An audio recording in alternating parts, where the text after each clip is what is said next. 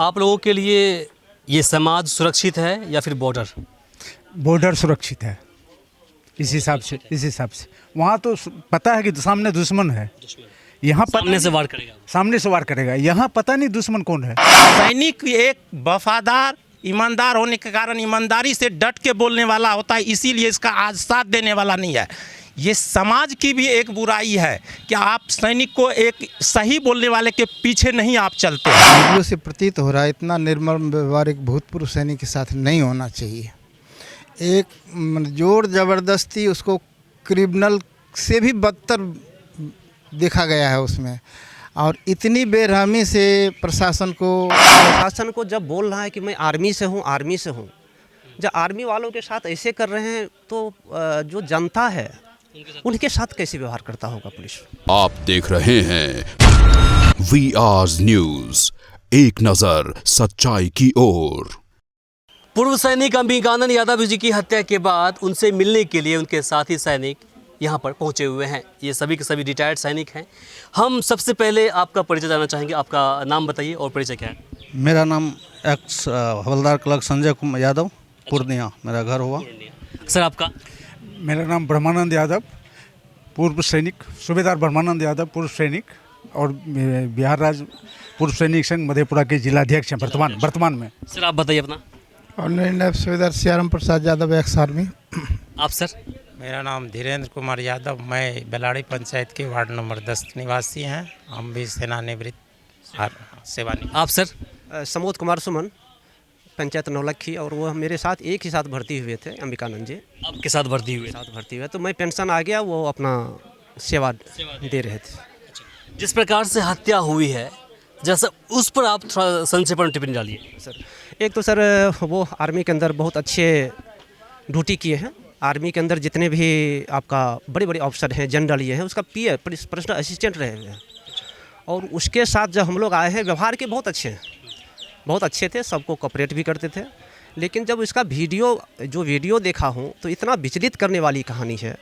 उसके अंदर जो हथकड़ी लगा के और उसको जो एम्बुलेंस या जो जिस गाड़ी पे डाल रहे हैं, इतना विचित्र ढंग से डाल रहे हैं। कोई भी बीमार आदमी हो तो उसका एक तरीका होता है, प्रशासन को सीखना चाहिए इस चीज़ को। एक तरीका होता है कि उसको कैसे उठाया जाए। एक जैसे मुर्दा या जैसे जानवर को उठाया गया है, उस ढंग से उठाया गया है।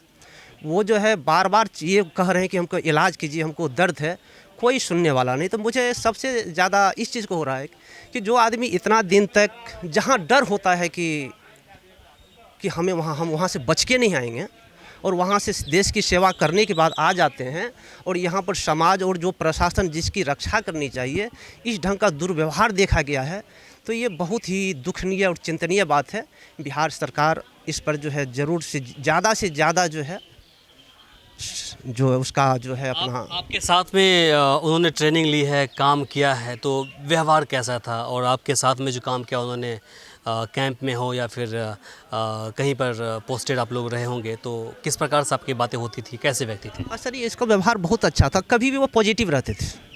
अगर इनको हम बता दिए कि मेरा जी ये प्रॉब्लम है, तो बोला हो जाएगा, मैंने उसको आप चिंता मत करें। मैंने पॉजिटिव थे। अगर मैं नेगेटिव हो रहा हूँ तो वो पॉजिटिव कर देते थे उसको। अच्छे व्यवहार के थे, हर आदमी के साथ अच्छे व्यवहार थे। लेकिन बहुत ही मैंने संवेदना के साथ कहना पड़ रहा है कि आखिर इतनी जानवर नहीं बनना चाहिए इंसान को। इंसान तो हम इंसान ही हैं। और कहीं न कहीं कल क्या हुआ है, उसमें कहीं न कहीं प्रशासन 100% फेलियर है। और प्रशासन को ठीक करने वाले कौन होते हैं, तो वो सब जानते हैं आप लोग, उसको ठीक कौन करता है। सर आप बताइए, जिस प्रकार से लगातार पूर्व सैनिक की हत्या हो रही है, आए दिन सुनने को मिलते रहता है, क्या कहेंगे? और कौन जिम्मेदार है इसके लिए? सरकार जिम्मेदार है, समाज जिम्मेदार है, या फिर सरकार के अंदर जो काम करने वाली जो प्रशासन है, पुलिस प्रशासन है, वो जिम्मेदार है? देखिए, बहुत दुखद घटना है। हम लोग -30 डिग्री, 40 डिग्री, 50 डिग्री में नौकरी करके आते हैं फौज से, और रिटायर होने के बाद यहाँ हम लोगों को यही इज्जत मिलता है। एक पूर्व सैनिक का ये हाल है तो आम व्यक्ति का क्या हाल होगा?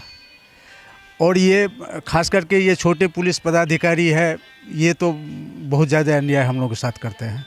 अगर वही अंबिकानंद को अगर उसी समय डॉक्टर के पास ले जाती इलाज, शायद ही नहीं मरता, हॉस्पिटल यहाँ पे मेडिकल कॉलेज तक जिंदा था, और मुरलीगंज में इतना टाइम वेस्ट कर दिया उसका कि लगता था कि जैसे जानबूझ के इंतजार कर रहा मरने का। तो ये बहुत दुखद घटना है। और दूसरी बात, मैं मधेपुरा का जिलाध्यक्ष हूँ, ब्रह्मानंद यादव। हम लोग कल मीटिंग रखे हैं, हम लोग आंदोलन करेंगे, हम लोग डीएम एसपी के पास जाएंगे, ज्ञापन देंगे और हम लोग आंदोलन करने का प्रोग्राम है जब तक इनको न्याय नहीं मिलेगा। जिस प्रकार से वीडियो वायरल हो रहा है काफ़ी विचलित करने वाला है। उम्मीद करते हैं आप लोग इस तरह से आपके साथ होने वाला है या होता है? ज़्यादा अन्याय हुआ है। अगर ये इस तरह की नहीं करता तो आज जिंदा रहता, और परिवार में इकलौता कमाने वाला है। इसी गांव में मेरा घर है, मैं बचपन से जानता हूँ कितना व्यवहारिक लड़का है वो, बहुत ही ज़्यादा व्यवहारिक होनहार लड़का, बहुत कुछ करना था उसको। एक साधारण फौजी दो बेटा को MBBS कराना आसान बात है क्या? और उसके साथ इस तरह से बर्बरता अच्छा नहीं, बहुत अन्याय हुआ है। आप जरा बताइए, आजकल के दौर में एक फैशन चला है, ट्रेंड चला है कि किसी को मारना है तो बोलो भाई चोर चोर चोर चोर करो, मॉब लिंचिंग कर दो, उसकी हत्या कर दो। कहीं ना कहीं यहाँ भी आपको वही चीज़ देखने को मिला होगा। इनको सुनते हैं कि अपराधी अपराधी बोल करके उनको पुलिस के हवाले किया गया है, और फिर इनकी जो लाइसेंस जो हथियार है, लाइसेंसी हथियार जो है उनको जब्त किया गया है। अब कहाँ गया है वो किसी को पता नहीं है। साथ ही उनके हाथ में जो फ़ोन था उसको भी कहीं ना कहीं वो गायब कर दिया गया है, जब्त किया गया है। इनको अपराधी के रूप में वहाँ पर पेश किया गया, और पुलिस इस प्रकार से इनके साथ बर्बरता कर रही है, वीडियो जो सामने आ रहा है, तो कहीं न कहीं इनको अपराधी की तरह ही ट्रीट किया गया है। तो आप क्या कहेंगे इस पर? नहीं, ये तो बहुत ही निंदनीय घटना है, और अपराधी की तरह जहाँ तक हम लोग देखे हैं जो और सुने हैं, जो मतलब उसको अपराधी की तरह ट्रीट किया गया है, लेकिन बहुत ही दुखद है। मैं तो सरकार से यही कहूँगा कि इस पर निष्पक्ष जांच हो, और जो इस तरह से किया है उसको सज़ा मिलना चाहिए। आप सर क्या कहेंगे? जैसा कि वीडियो से प्रतीत हो रहा है, इतना निर्मम व्यवहार एक भूतपूर्व सैनिक के साथ नहीं होना चाहिए। एक जोर ज़बरदस्ती, उसको क्रिमिनल से भी बदतर देखा गया है उसमें, और इतनी बेरहमी से प्रशासन को, जबकि वो प्रशासन जान रही थी कि ये भूतपूर्व सैनिक है, तो इतना अमानवीय व्यवहार नहीं करना चाहिए था। उसको तुरंत ट्रीटमेंट देना चाहिए था, और वो आज शायद जिंदा रहते। तो सरकार से गुजारिश है कि इस पर निष्पक्ष जांच हो और इनका पूरा इंसाफ मिले। आप सर बताइए, जिस प्रकार से सैनिक को पुलिस आड़े हाथ लेती है, उनकी शक्ल को देखना पसंद नहीं करते हैं, चूँकि सहरसा का हाल ही फिलहाल में एक घटना है, हैं? आप लोग हैं ये, आप लोग बेगूसराय का है, बहुत जगह का है, रोहतास का है। जैसे ही सैनिक को देखती है पुलिस, उसे लगता है कहीं ना कहीं बड़ा बड़ा सिंह वाले कोई चीज़ दानव आ गया है। क्या वजह है? क्या आप लोग ज़्यादा करप्ट होते हैं या फिर क्या वजह है? सर, इसमें आप भी जानते हैं, सभी जानते हैं कि फौजी एक कर्मठ, निष्ठावान, ईमानदार, वफादार, देश के प्रति अपने कतरे कतरे को समर्पण करने वाला होता है। आज जिस तरह से इसका हत्या किया गया षड्यंत्र के तहत, इसमें बहुत बड़ा पुलिस महकमा और उस परिवार के साथ सामंजस्य है। उससे पहले भी इसकी बहन द्वारा 5 बार 10 बार जो है आवेदन दिया गया, why not arrested police before this case, क्यों नहीं पहले इसको अरेस्ट किया गया? इसका परिणाम है ये police complete failure of police महकमा। यहाँ सैनिक एक वफादार, ईमानदार होने के कारण ईमानदारी से डट के बोलने वाला होता है, इसीलिए इसका आज साथ देने वाला नहीं है। ये समाज की भी एक बुराई है कि आप सैनिक को एक सही बोलने वाले के पीछे नहीं आप चलते हैं, लेकिन हम हैं अपने कतरे कतरे देंगे, लेकिन अपनी ईमानदारी वफादारी के लिए लूट जाएंगे, लेकिन ईमानदारी वफादारी के लिए हरिश्चंद्र बन जाएंगे, लेकिन अपनी ईमानदारी को कायम रखेंगे। इसके लिए जान गया कोई बात नहीं है, लेकिन इस देश के जो एक वीर सैनिक जिसने दुश्मनों के, बाहरी दुश्मनों से लोहा लिया, आज वो अपने देश के, अपने समाज के, अपने रिश्तेदार के दुश्मन ने जो ये नृत्य किया है, यदि अंबिकानंद यादव बुरे होते तो हमारे साथ पढ़े हैं रामपट्टी स्कूल से, मैं इस बेलाड़ी पंचायत का धीरेन्द्र यादव, मेरे से एक सीनियर, हमसे 1 साल पहले आर्मी में गए, अलग रेजिमेंट में थे, लेकिन हर समय, हर वक्त, हर मुसीबत, हर पहलू पे एक दूसरे से जुड़े रहते थे, कनेक्ट रहते थे। जब हमको ये सुनने में आया तो हमको मेरा हौसला ये नहीं गवा दे रहा था कि ऐसा मेरे सैनिक के साथ हो सकता है।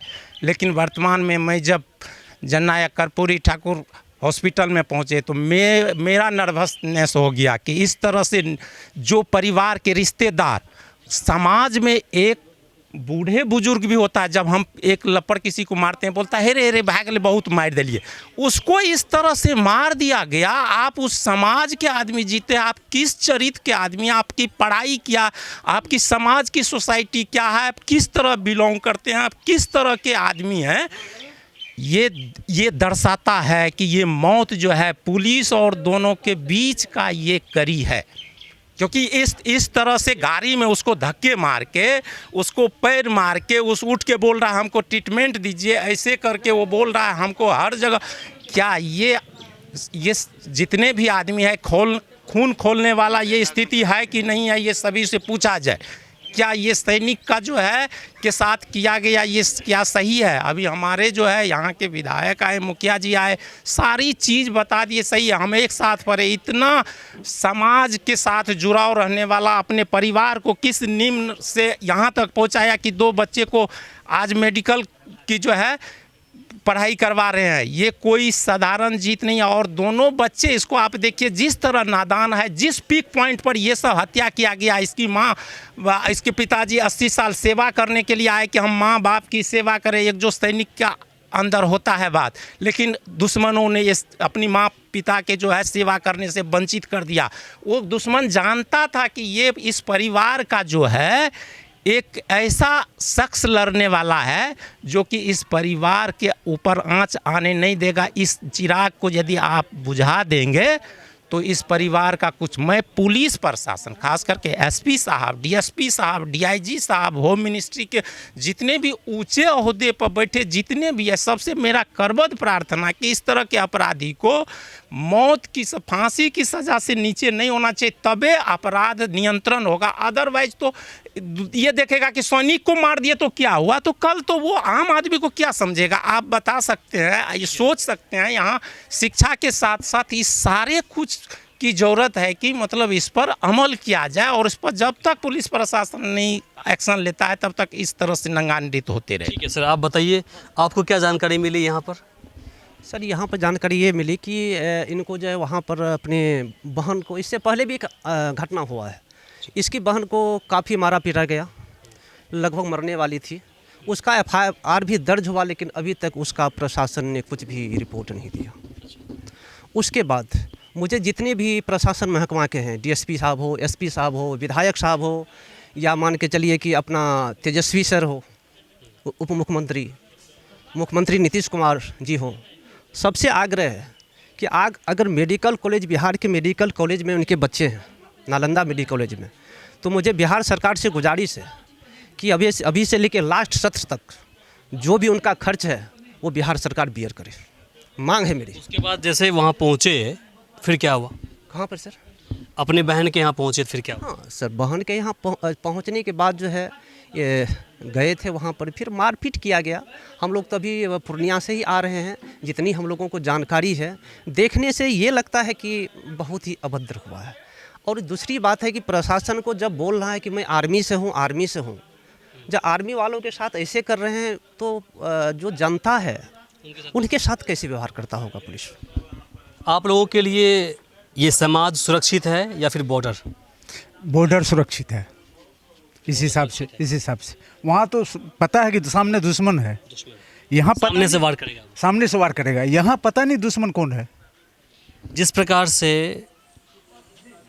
पूर्व सैनिक की हत्या की गई और उसकी जो वीडियो वायरल हो रही है, वायरल कई सारे सवाल छोड़ रहा है।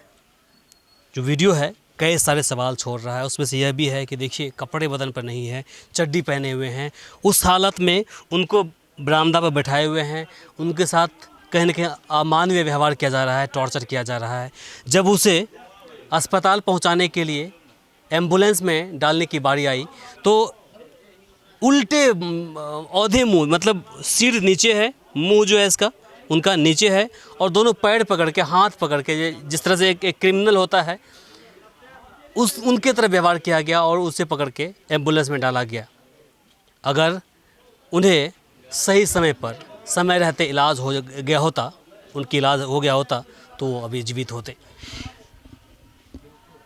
इससे दुख की और बड़ी बात क्या हो सकती है, जिस प्रकार से एक पूर्व सैनिक की हत्या की गई है। वो पूर्व सैनिक जिन्होंने महज 1 महीने पहले ही अपने सेना से रिटायरमेंट लिया था और फिर उनकी उम्मीदें थी कि हम अपने परिवार के साथ रहें, जो बुज़ुर्ग माता पिता हैं उनके साथ रहें, उनकी सेवा करें।